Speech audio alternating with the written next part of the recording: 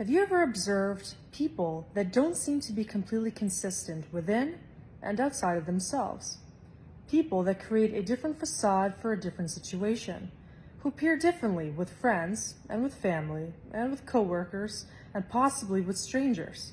In which case, what you're interacting with is not really that person, but rather one expression or projection of their identity. One facade that their consciousness dons in order to appear more coherent given the situation that they're in.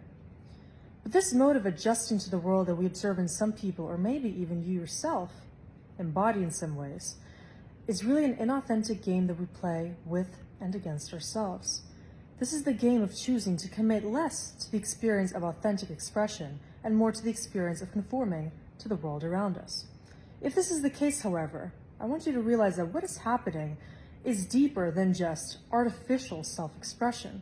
What's happening is that the mind believes more in the illusion that the outer world needs to be conformed to, as opposed to realizing that the mind is actually conceptualizing reality and creating the simulation in real time.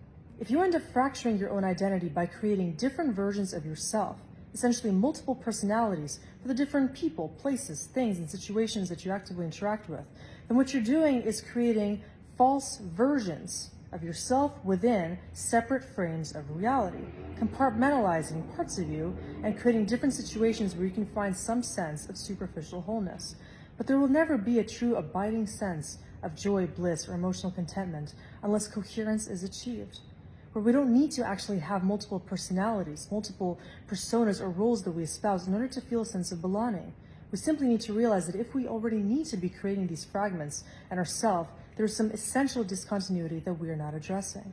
All those people who have many different roles that they play in their lives are really just looking for themselves. But instead of looking within, they turn to the external world to create more illusions, more role play activities, in order to see where do they actually belong, when really what they're deflecting is a pathway back home into true inner unity.